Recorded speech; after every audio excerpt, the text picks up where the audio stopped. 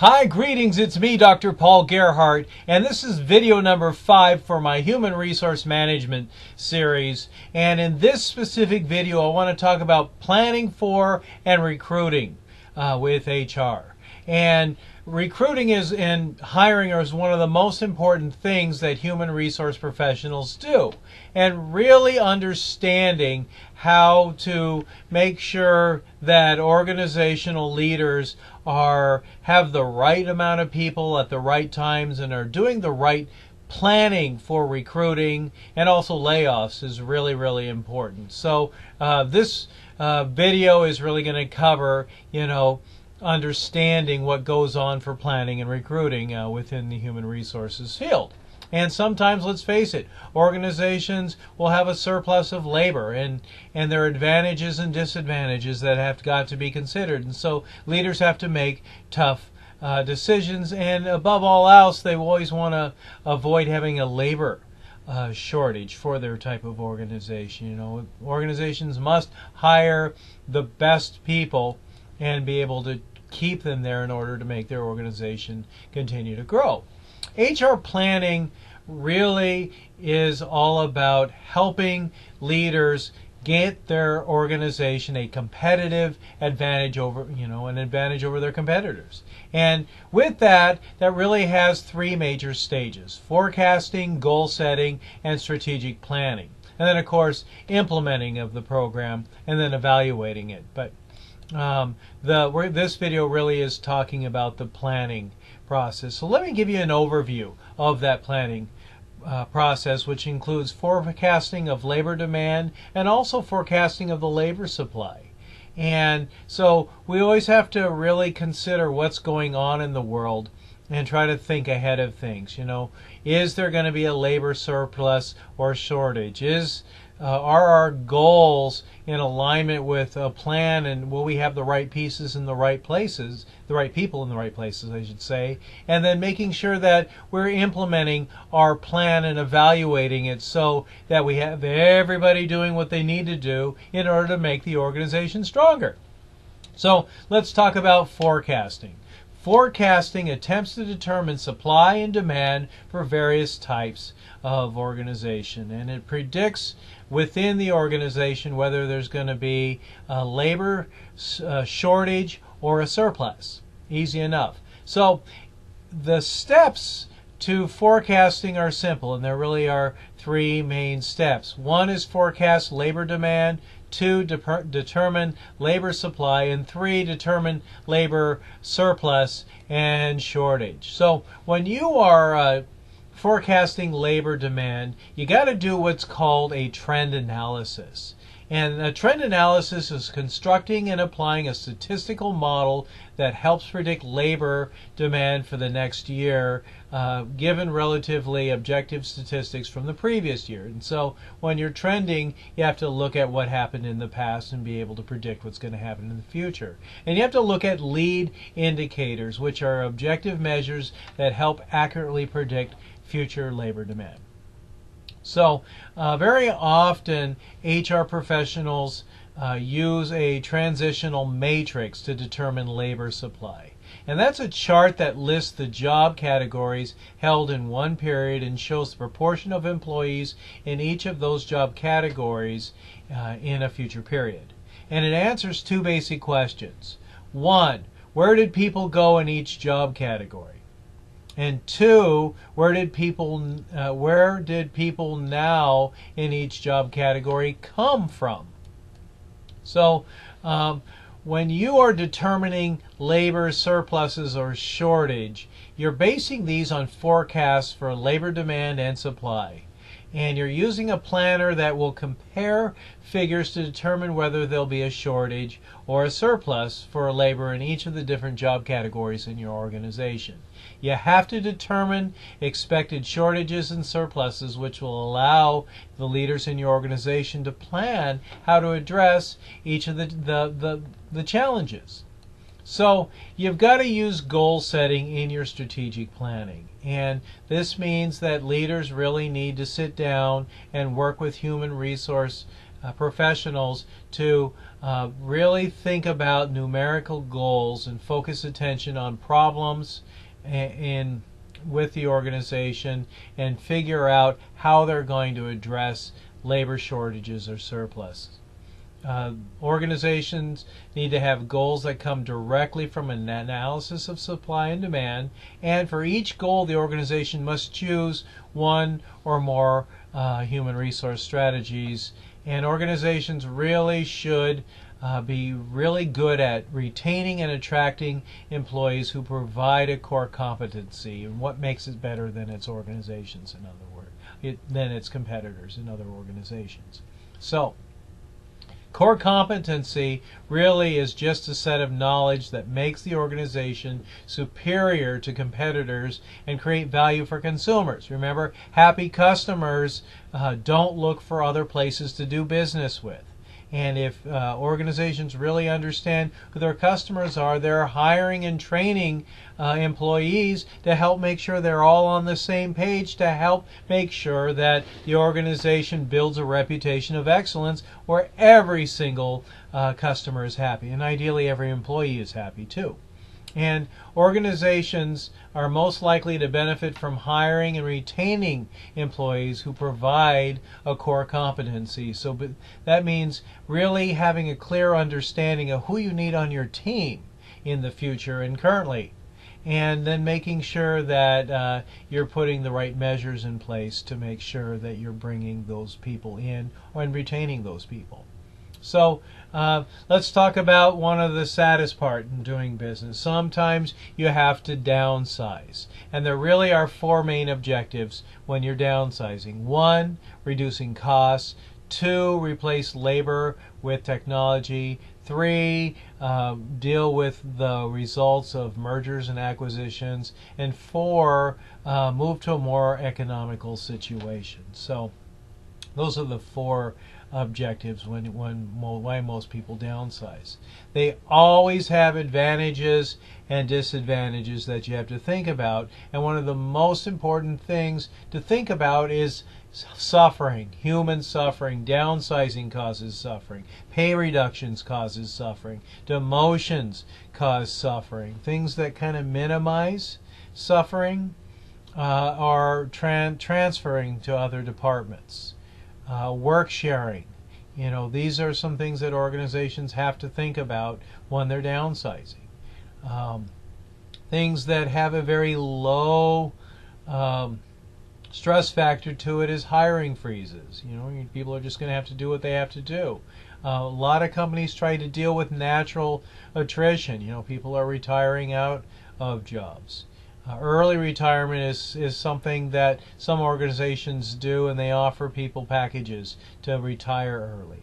And then very often retraining employees is a great way to help reduce suffering within the organization. The whole idea is to keep your organization healthy, and happy employees contribute to a healthy organization. Some options for avoiding shortage are allowing people to have overtime, hire in temporary employees or do outsourcing, or retrain, transfer, or do turnover reductions, or get new technology, or make external hires. So these are some ways that you can help your organization avoid shortages. These days, people are getting older. Let's face it, we're all getting older. And as the average age of many workers in skilled trades grows, the coming demand for workers in many trades is expected to outstrip the supply in the United States. So there is a potential for employers in some areas to experience a labor shortage because of that. If you want to avoid a shortage, as we mentioned before, you have to really consider reducing hours, early retirement, contract workers, temporary workers, outsourcing, and overtime, and expanded hours. These are some of the options that HR people think about. When you're implementing and evaluating your plan, you must hold individuals accountable for achieving those goals. People must have the authority and resources needed to accomplish those goals, and there should be a regular process where reporting should be done, and there should be evaluation where we look at actual numbers and identify which parts of the planning process contributed to each of the successes or failures. So lots of analyzation needs to take place. And so people really need to do their best in thinking about who's on their team and how can we make sure we're doing proper planning. Affirmative action is another thing that human resource professionals should always be thinking about. They really need to understand each of the different protected groups and make sure that they are represented in the relative labor market. The steps in a workforce can help identify steps in the planning process. So making a forecast and then make sure you're utilizing the forecast will help you make sure that you're meeting your goals as a human resource professional as it relates to honoring affirmative action plans. With recruiting in human resources, this really is one of the major roles that human resource people do, and it is about any activity that goes on for attracting potential employees. So when you hear recruiting, it's about attracting potential employees. And everything really centers around job choice.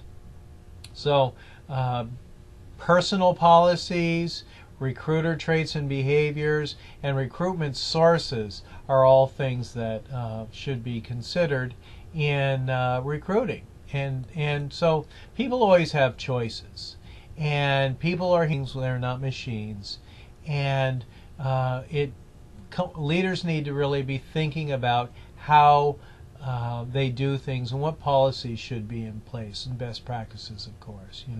You have to consider internal versus external recruiting. They need to make sure that they're looking at pay strategies and employment at will policies, and then their image as they're doing advertising.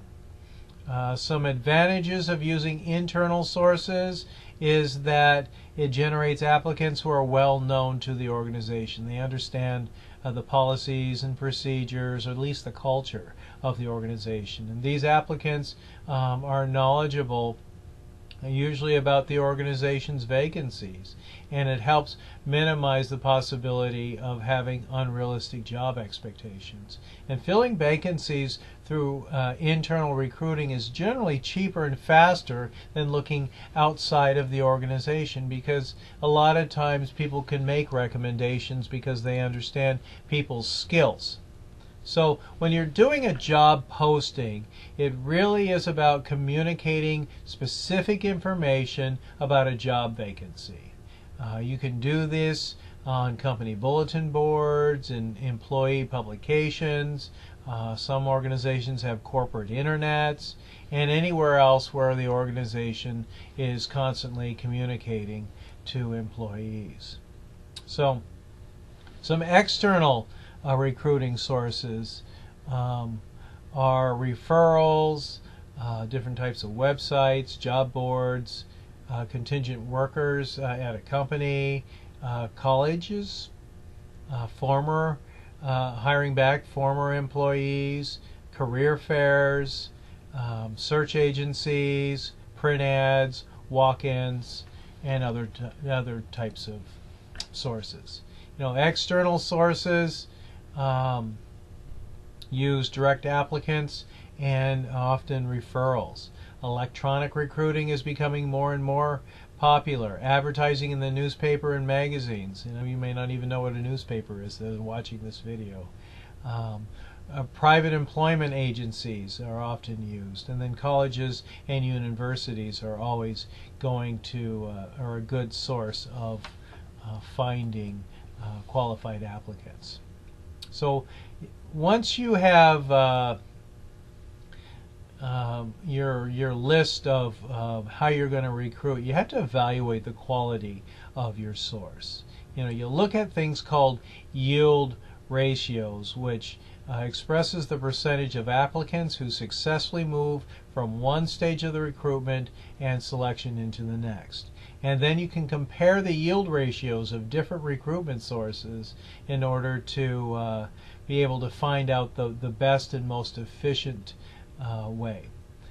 You got to make sure that it is cost effective in order to recruit for each vacancy, and you do that by dividing the number of people hired to fill the type of the vacancy in your calculation.